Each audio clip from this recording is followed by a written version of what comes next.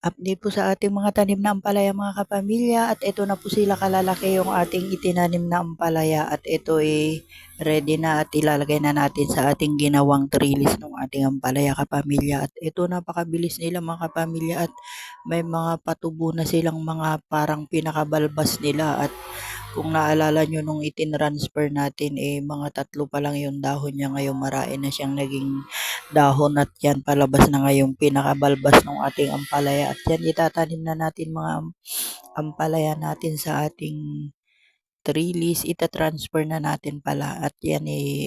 tingnan nyo naman napaka-healthy nila lalo na nga nag-uulan kaya ilalagay na natin dun sa ating ginawang trellis ang ating ampalaya at ito mga kapamilya, kailan lang natin to tinanim at napakabilis talaga nitong mga antayin pagka ganitong panahon na nag-uulan at isa kasi itong mga ampalaya na maganda rin itanim pagka nag-uulan.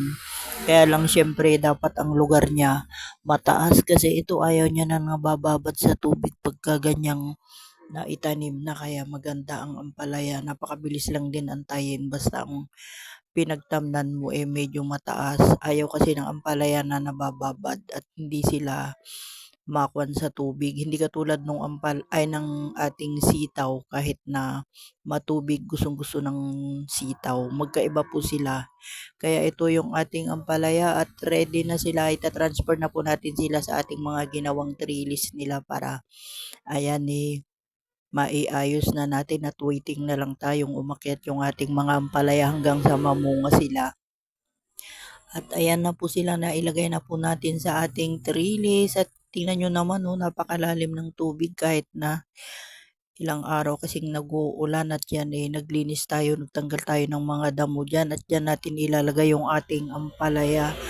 At unti-unti na nga natin nililinis dito sa mga part na to, yung mga part na madamo at maluwang-luwang pa kasi ito mga kapamilya at yan gagawa tayo ng kanal para mabilis ma-drain yung pinakatubig niya. At ayan naman yung ating ampalaya update at yan naka-ready na po sila, naka-set up na yung kanilang mga trellis at yan dyan na sila aakyat kaya isa na namang project yung natapos natin dito sa ating ampalaya mga kapamilya at ayan tingnan nyo napakalalim pa rin ng tubig dahil walang humpay na pag-uulan ngayon naghinto ang ulan ayan sinamantala na natin at inayos natin yung kanyang trellis kailangan yung ating project magawa kaagad pagka ganyang nag-uulan at yan mabilis nga po silang umakyat kaya ayan ni-ready na natin yung kanilang trellis at yan mga kapamilya. Tingnan nyo yung ating mga pananim at yan naiayos na natin. At ayan, malalim-lalim pa rin yung tubig at syempre may mga linisin pa rin tayo dito at marami-rami at syempre update naman dito sa ating mga sitaw mga kapamilya at nilinis din natin dyan sa part ng mga ilalim niya yung mga damo at kasi syempre pagka madamo maraming mga insekto kaya nilinis na natin para yung ating mga sitaw syempre ready na rin silang mamulaklak at mamunga kaya nilinis natin para walang agaw nutrients dito sa ating mga pananim kaya ayan at malalago na rin yung ating mga sitaw pero at hindi sila ganong kakapalan ng mga dahon mga kapamilya ayan at may mga pabulaklak na yan sa mga ilalim kaya ayan yung ating sitaw, napakabilis lang din itong antayin. Tingnan nyo kailan lang natin na itanim may mga pabulaklak na sila kaya hoping na mamunga sila ng marami at yan at excited na tayong makita na mamunga tong ating mga pananim kaya unti-unti na natin tina-transfer at nire-ready.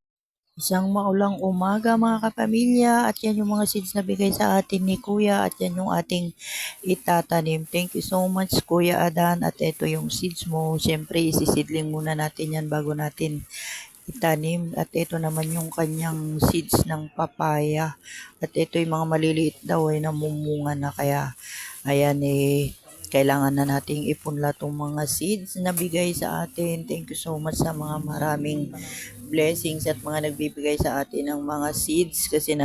nakikita nilang mahilig tayong magtanim kaya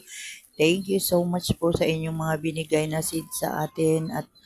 Yan kailangan maipunla na natin at yan marami-rami itong ating seeds pero kailangan ipunla muna natin para marami tayo maging blessings pagdating ng araw at yan mga yan namunga. Kaya thank you so much sa mga binibigay nyong seeds sa atin, sa mga kuya, sa mga ate na nagbibigay ng mga seeds. Salamat sa inyo at ito meron na naman tayong pangtanim sa ating garden at yan maganda itanim ito mga kapamilya. Hello mga kapamilya, ito po yung ating sitaw na haba at kung naalala nyo kung kailan natin to tinransfer at ngayon, naku kung makikita nyo may mga pabulaklak na itong ating mga sitaw at napakabilis. At itong sitaw na itong mga kapamilya hindi po ito malago yung dahon, halos puro vines lang po siya at madalang po yung dahon niya pero pag ito'y namunga, puro bunga kaya napakaganda nitong sitaw na ito mga kapamilya at ito yung ating itinanim ulit. Binili lang po natin ito tapos nagpabunga tayo. Inipon natin yung mga seeds at ito nga yung mga seeds na naipon natin at pinarami natin kaya ngayon medyo mas maluwang yung natamnan natin kasi 30 pieces na seeds lang to mga kapamilya pero ngayon medyo marami-rami na yung natamnan natin at tingnan nyo naman napakarami na niyang mga bulaklak at kailan lang siguro mga 2 weeks na natin itong na-transfer tong ating mga sitaw na haba o 3 weeks siguro at tingnan nyo naman may mga pabulaklak na siya at napakagaganda nung kanyang mga bulaklak kaya ayan pag ang sitaw namulaklak siguradong bunga na po yan kaya napakaganda ang sitaw na itanim, napakabilis antayin kaya ito yung gusto nating itanim din na gulay kaya itong mga to napakabilis lang antayin at sobrang kapal pagka namunga ito mga kapamilya kaya gustong gusto natin tong itinatanim bawat pagitan nung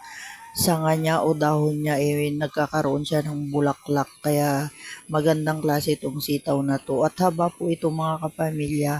at hindi po siya yung katulad ng ibang sitaw na puro dahon. Ito po madalang po yung kanyang mga dahon. Kaya ayan kapamilya, yan po yung ating sitaw na haba at syempre malapit na naman tayo mag-harvest dahil nakikita na natin yung mga bunga o bulaklak ng ating mga sitaw at ito napakagandang itanim at iksi lang yung panahon para mag-antay ka may mga bunga na ito kaya isa ito sa magandang itanim lalo na ngayon pagka ganitong maulan gustong gusto ng sitaw.